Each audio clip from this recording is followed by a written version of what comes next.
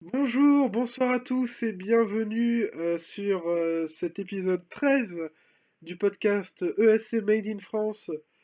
La semaine dernière, il n'y a pas eu de podcast suite à un bug où je sais pas ce qui s'est passé, j'ai perdu les rushs.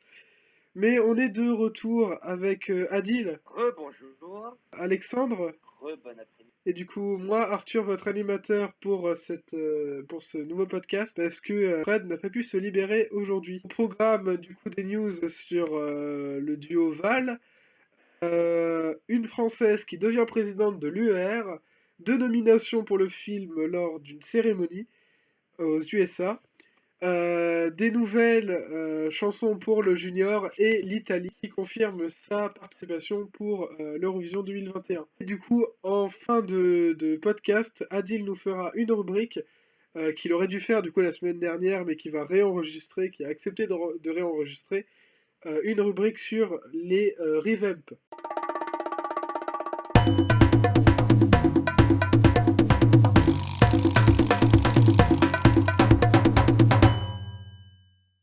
Une news qui est tombée, du coup, il y a 2 semaines ou une semaine, je sais plus. Bref, c'est Val qui a annoncé qu'il ne reviendrait pas. En tout cas, la télévision nationale biélorusse leur a dit, leur a fait un gros stop en raison notamment de leur prise de position politique par rapport au président Loukachenko. Du coup, la télé biélorusse aurait, je cite, dit qu'il n'avait pas de conscience. Et, euh, et du coup, qu'en pensez-vous, Adil? Qu'est-ce que tu en penses de ce scandale, entre guillemets? En fait, ce scandale, après, comme tous les artistes, c'est un peu dommage, mais c'est vrai que dans mes goûts percés et dans mon top, c'est pas vraiment un des artistes qui vont grave me manquer. Hein. Et au-delà de ça, c'est un peu dégueulasse vu la situation politique actuelle biélorusse, donc c'est un peu con. Alexandre? Bah, je trouve effectivement que c'est assez dégueulasse, mais est-ce qu'on peut attendre mieux euh, à envoyer la police et l'armée sur ces manifestants qui les a enfoncés des bâtons dans le cul? Désolé du terme, je suis désolé, mais je trouve ça absolument pitoyable. Et ça m'étonne pas, quoi, tout simplement, que la télévision publique biélorusse aille dans le sens du gouvernement et donc ne reconduise pas Val. Après, moi, personnellement, pareil, je n'étais pas fan de leur chanson. Désolé pour l'indication. J'étais pas fan de leur chanson, évidemment, mais on ne devrait pas disqualifier des artistes pour leur choix politique. Je pense que ça va de soi. Mais bon, ça, malheureusement, monsieur Loukachenko a encore de quoi apprendre, malheureusement. J'avais suivi un documentaire sur la Biélorussie qui avait été fait par l'Effet Papillon, qui fait des émissions sur les dictatures et tout à travers le monde. Et ils disaient que, enfin, ils allaient ils visitaient les trucs de télé, les plateaux télé et tout, et ils disaient qu'il n'y avait pas de chaînes privées, il y avait que des chaînes publiques en Biélorussie, et que du coup, c'est l'État quoi qui gère ces chaînes-là. Ah oui, ça m'étonne pas. Ils veulent avoir plein Ouais. de contrôle sur ce qui passe sur leurs ondes, en fait, sur leurs antennes. C'est les antennes nationales qui sont enfin, des émetteurs. Ils veulent pas que, ils veulent avoir contrôle sur tout, absolument tout. Et bah, tu fais pas de télé plus privée euh, pour que tu saches que tu puisses intervenir. Mais en tout cas, je pense que Val connaissait comment dire, les risques en prenant ce choix politique. Euh, et En tout cas, force à eux et on espère on leur souhaite le meilleur. J'ai des Belarus. Donc on passe à la news suivante. Donc c'est tombé cette semaine. Une Française qui devient présidente de l'UER, Cocorico, Delphine Ernotte Cunchi, remplace Tony Hall, l'anglais Tony Hall. Et du coup, qu'en pensez-vous? Du coup, Adil, tu voulais dire quelque chose dessus? Ah, non, elle va pas tricher les scores de la France pour qu'on gagne. Enfin, c'est à France de se sortir les doigts des fesses si on veut refaire une 6e place comme Amir en 2016. Voilà, rien de plus à dire. Alexandre, qu'est-ce que t'en penses du coup de ce choix de l'UER? Ou même mieux, j'ai envie de dire, que 6e. Euh, ce qui est tout à fait possible, se dit en passant. Je trouve que c'est. Alors, j'ai pas vraiment à commenter là-dessus parce que c'est un choix extrêmement compliqué à commenter de mon point de vue et que je ne connais pas vraiment les responsabilités d'un tel poste. Mais c'est bien d'avoir quelqu'un de notre de nos couleurs à un poste si haut. Puis, bon, un poste aussi important aussi dans le cadre de l'Eurovision quand même, puisque c'est l'UER qui organise le concours, mais comme on le sait tous. Après, je n'ai pas. Je tournerai un peu en rond en essayant de trouver des arguments pour dire si c'est bien ou si c'est pas bien. C'est pas la seule française à être aussi haut dans un poste européen. On peut citer parmi elles Christine Lagarde, qui est la présidente de la Banque Centrale Européenne. Donc, news suivante, donc ça a été annoncé il n'y a pas si longtemps. 2 nominations pour le film Eurovision Song Contest de Story of Fire Saga au People Choice Awards, qui est une cérémonie qui récompense les films en fonction des avis des personnes, donc c'est-à-dire qu'il n'y a pas de jury. Et du coup, le film Eurovision est nominé dans les catégories meilleure comédie de l'année, et Will Ferrell est nommé en tant que meilleur personnage, je crois, dans un film comique. Oui, meilleur personnage dans un film comique. News suivante. Du coup, on a eu de nouvelles chansons pour le junior. Donc, pour l'Espagne, on aura Solea avec la chanson Palente. Pour le Kazakhstan, ce sera Karakat Bachanova avec Forever. Pour les Pays-Bas, ce sera Unity avec Best Friends. Pour la Pologne, donc la future gagnante, Alicia Tlach avec I Be Standing. Pour Malte, ce sera Chanel Monseigneur avec Shining Sunset. Pour la Russie, Sofia Feshkova avec Boy Novi Den. Donc je voulais savoir, est-ce qu'il y a des chansons parmi celles-ci qui vous ont un petit peu marqué? Alexandre? J'ai écouté vite fait. La seule chanson que j'ai écoutée en entier, c'était la Pologne, qui je pense en vrai il ne gagnera pas parce que il n'y a pas le côté assez, il n'y a pas le côté comment dire patriotique derrière en fait si tu veux avec tous les fans polonais qu'il y avait pour Roxana et pour Victoria Vicky pour l'an dernier avec Anyone on TV Super Hero. Là, franchement, la chanson a aussi beaucoup moins de personnalité, on va dire. Mais je pense pas que la chanteuse, donc Alicia en l'occurrence, ait les épaules d'un gagnant, on va dire.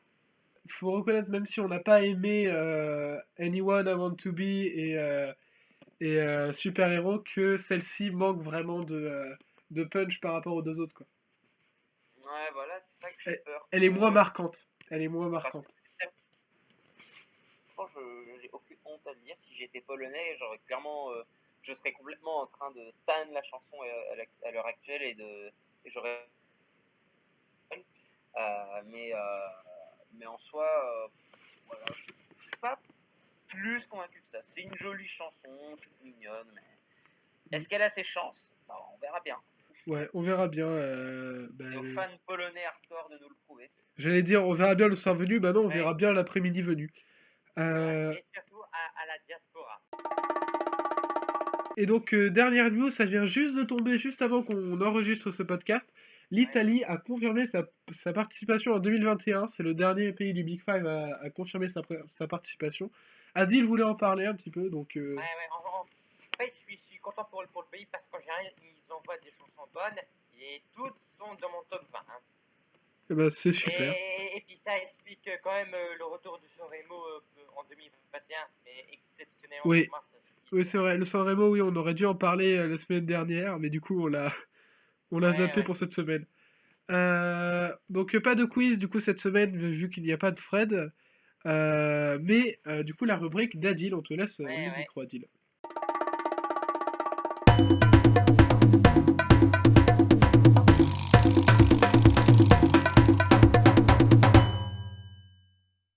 Vous l'avez compris, aujourd'hui, on va parler des chansons qui ont subi un revival pour augmenter les chances de bon classement à l'Eurovision. Certains peuvent être mieux que l'original, mais d'autres beaucoup moins bien, comme Kemana cette année pour la République tchèque. Si bien que la plupart ont eu quelques changements mineurs, malgré qu'on sait que le but est de masquer l'aspect démo dégueulasse au premier abord. Certains ont vu de nouveaux éléments ajoutés, voire même enlevés. J'ai sélectionné 6 chansons qui ont fait parler du bien ou en mal, mais pour les raisons de la durée, je me devais d'en retenir que 4. À part ça, commençons par Nika Kosharov avec Midnight Gold. Ayant représenté la Géorgie en 2016 qui a fini 20e en finale, si la chanson paraissait mal produite et désagréable à l'oreille pour la plupart des fans, il est clair que Thomas Gilson a rendu l'ensemble plus propre et moins fouillis avec la nouvelle version. Et je peux vous dire que ce clip est juste épique, autant dire que ce groupe adore les effets spéciaux, sponsorisé par Silva Duris, le Christ cosmique. Alexandre, qu'as-tu pensé du revamp? Alors, par rapport à l'ancienne version, c'est clairement une amélioration incontestable. Enfin, c'est en tant que quelqu'un qui avait adoré la performance sur scène, en plus, ça peut que confirmer mon avis. Euh, Franchement, j'ai rien à rajouter. Ben, moi, j'avais beaucoup aimé la Géorgie en 2016. Il est deuxième dans mon top et je crois qu'il est dans mon top 10 de tous les temps à l'Eurovision. C'est dire comment 2016 a été une très bonne année pour moi. Euh, Moi, j'ai trouvé bonne. Hein. Moi, et, j'ai euh, beaucoup et, aimé, moi. et du coup, oui, du coup, il est dans dixième dans mon top de tous les temps. Et franchement, ce revamp, au début, j'y croyais pas trop à cette chanson, mais alors sur scène, j'ai trouvé que ça claquait et tout, et que ça pouvait le faire. Et Ouais, beaucoup de fans n'aimaient pas cette chanson. Et ce que ouais. j'aime bien parfois, c'est aller sur YouTube quand je m'ennuie et regarder les réactions des gens, parce que parfois les gens se filment quand les qualifiés, quand il y a l'annonce des qualifiés. Et j'aime bien regarder la réaction des gens quand la Géorgie se qualifie. Parce que c'est soit des «Ouais!» ou soit des «Mais quoi?» J'aime- What? Sérieusement, J'adore ce c'était genre de moi avec vidéo. la vidéo aussi en 2019. Hein. Après la page Midnight God, allons en Israël avec Kobe Marimi et Homme. Représentant à domicile suite à la victoire du pays de Neta en 2018, de base éliminé dans Rising Star, il a su jamais les jurys et publics avec sa voix qui peut rappeler Freddie Mercury pour aller à l'Eurovision, comme les prestats sur Fuego, Knockin' on Heaven's Door et pas d'autres. Le, le 11 mars ou le 10 mars, enfin je sais plus, il chante à Homme, une chanson piano qui lui tient à cœur sur le sujet traité, soignant pas trop plus de base dans la fin d'Homme et dans son pays d'origine, ce qui donnera suite un revamp qui ajoutera des éléments traditionnels pour ajouter plus de contenu sur l'instrumental, mais qui ne servira quasiment à rien puisque Kobe finira 23ème avec un 0 pointé du jury qui entre nous n'est pas mérité pour autant. Alexandre, qu'as-tu pensé du revamp de Home? Pour le coup, j'ai pas trouvé qu'il était nécessaire. Je me souviens là, l'espèce de touche, le violon qu'ils ont mis au début. Euh, Ça, j'ai bien aimé. Euh, la chanson de base aurait été très bien aussi pour moi, si la qui chantait sur scène. Et effectivement, du coup, ça n'a pas changé. Ça aurait pas changé le résultat de toute façon. Personnellement, donc donc, je vais dire ce que j'ai dit la semaine dernière. Je perds toute objectivité quand on rajoute de l'instrument traditionnel dans une chanson. C'est vraiment une maladie. Genre, euh, par exemple, la chanson Heaven de D-Moll, j'aimais Ouais. vraiment pas du tout. Puis j'ai commencé à Ouais. adorer quand ils ont sorti le clip. Donc voilà, on est, Ça c'est vraiment le nanar. Hein. on est à ce niveau-là. Euh, Donc pour Rome, j'ai vraiment bien aimé du coup ce revamp, hein, ça va de soi. Mais je gardais quand même cette idée que ça terminerait en fin de classement à la grande finale et que c'était assez inévitable. Ouais. Euh, Merci Kobe Marimi. Maintenant, on va passer au Royaume-Uni avec Lucy Jones et sa chanson Never Give Up on You. Qui, dans la décennie de 2010 à 2019, c'est le deuxième meilleur résultat du Royaume-Uni après la 11e place de Blue avec leur chanson I Can. Never Give Up on You et tourne notamment avec l'aide d'Emily de Forest dans l'écriture ou dans la composition, la musique. Cette chanson est initialement une pure balade en piano-voix. Le souci, c'est qu'on ne retient pas grand-chose de la chanson. Il faut qu'il sera corrigé pour apporter plus de compétitivité à la thème. Même si c'est pas ma cam en général, intrinsèquement, je reconnais que la chanson est bonne. Hein. Personnellement, je fais partie des gens qui préfèrent le piano-voix, même si j'aime pas la chanson. Je la trouve très cliché dans ses paroles. Euh, Ouais. je trouve pas qu'elle invente grand-chose la chanson, ni qu'elle dit grand-chose d'ailleurs. Euh, mais sinon, je préférais avant le revamp. Moi, je trouvais qu'elle avait plus de personnalité avant le revamp. Ouais, moi, et je rajouterais par contre que c'est vrai qu'au début, je me souviens, je détestais la chanson. Euh, Enfin, parce que c'était en. Bon, c'est peut-être qu'en studio, j'aurais aimé un peu plus après. Mais de mémoire, ouais, j'aimais pas du tout jusqu'à ce qu'ils sortent le revamp et que ce soit un peu plus puissant. Et après, j'ai appris à aimer la chanson avec la performance à l'Eurovision. Voilà. Et je, voilà, je pense que le revamp, je dirais que le revamp était mieux pour celle-là. Et enfin, on va aller en France avec Gila Sani et sa chanson Roi. Roi part de l'acceptation de soi, et pour ceux qui ont suivi un peu les aventures de Laissy Ménestran, j'ai déjà parlé de lui dans la deuxième partie des autres chansons de nos artistes ayant représenté la France de la décennie avec Fais le vide, qui suivra la sortie de son deuxième album Contre Soirée qui sortira le 10 novembre. Il nous a fait monter la haie tellement haut pour un éventuel revamp de la chanson coécrite et coproduite par le duo Madame Monsieur. Là où l'original a été fait pour cartonner en radio et faire la pause vert avec l'album Kingdom, la refonte pour Tel Aviv fut notée par la baisse d'Anne Vuitton et d'une prod plus musclée pour donner un côté dramatico-épique qui rend tout pas mal, mais malgré ça, Bilal finira 16ème en finale, et quoi qu'il arrive, il nous a rendu fiers, quoi qu'on pense de la chanson. Alexandre? Alors moi, j'étais déçu par le revamp parce que déjà j'aime pas quand on baisse les chansons d'un demi-ton. Je peux comprendre que ça a peut-être été fait pour que la chanson soit un peu mieux calée avec la gamme vocalique, je sais pas comment on appelle ça, de Bilal, ou s'il y a peut-être une autre raison, je sais pas. Peut-être le ton Mais, vocal. mais je trouve que franchement, la chanson perd de sa puissance comme ça. Et, euh, et puis il y a d'autres petits éléments qui fait que je préfère la version pour moi la vraie version, enfin la version très revamp, d'ailleurs version qui n'a été, qui n'était pas disponible jusqu'à quelques jours avant la finale. Donc pour moi ouais c'était un peu une déception. Euh, et le fait aussi que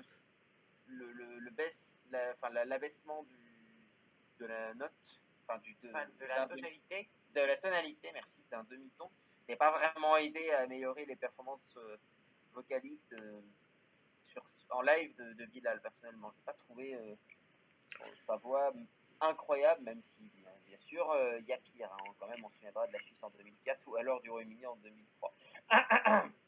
Donc voilà, je dirais que je préfère le pré-album pour Roi. Personnellement, je suis à l'opposé d'Alexandre. C'est-à-dire que comment dire, avant l'Eurovision, d'ailleurs ça me manque vraiment, putain, qu'il n'y ait pas eu d'Eurovision cette année. Avant l'Eurovision, il y a les rehearsals, les répétitions. Et je me rappelle, moi, derrière mon écran, en train de regarder les répétitions, tu sais, filmées au téléphone à la va-vite, et de regarder la répétition de Bilal, et de me dire, putain, on va gagner l'Eurovision. J'étais vraiment en train de me dire, Ah ouais. ouah, comment c'est punchy, comment ça claque. là, on est sûr de gagner. Et ben, j'ai été très déçu quand j'ai entendu les 28 points du public. Je crois que c'était 28 points. Je crois que c'était 38 ou 32. Je crois 30 que c'était pas dans les 30 points. Ouais, 38 Enfin, points, 32 points, un truc comme on ça. avait fini 18ème du télévote. Hein. Et je me rappelle le soir du live être déçu. Mais vraiment, parce que j'avais tellement fait monter la hype en moi. Ah ouais. ouais, même moi avec les 12 points du jeu ukrainien avec Madame Monsieur, j'y croyais vraiment. Ah ouais. Même si j'étais pas trop fan. Hein. Pour moi, ce revamp était nécessaire et efficace. Ok. Après, par contre, la performance scénique, je l'ai beaucoup aimé. Ça, par contre, Ouais. je dissocie les deux. J'ai Ouais, vraiment beaucoup aimé. Donc, ouais, le background était très bon. Ouais. Vraiment dans l'univers de Bilal et tout. Ouais. À toi. Alors oui, il y a plein de revaps comme Heaven qu'on avait parlé tout à l'heure, la Venda, les raccourcissements à 3 minutes pour l'Italie, ou bien j'ai cherché. Les revaps continueront d'exister à l'avenir, que ce soit en bien ou en mal. Espérons que ce soit en bien pour les années à venir. Mais il y aura quand même du mal. Ouais. Il Faut pas faudra. se cacher. En tout cas, nous, on se retrouve, si tout va bien, la semaine prochaine, si on a des news la semaine prochaine. Euh, on espère avoir la chanson française du Junior. S'il vous plaît, France TV, ça fait longtemps qu'on attend, là. Ouais. Ils avaient... Vous avez dit que c'était en septembre, on est en octobre. Ouais, ils ont dit début septembre, on Ah, attend ça encore. commence vite, hein. Alors, ouais, j'ai contacté France Télé et ils m'ont dit, on ne peut pas vous donner d'informations exactes, mais c'est pour bientôt. Bah, on espère que c'est pour bientôt parce que c'est quand même en fin novembre là le concours. Bon, bah en tout cas merci à vous de nous avoir suivis durant ce podcast. On se retrouve la semaine prochaine. À la prochaine. À ciao, bonsoir.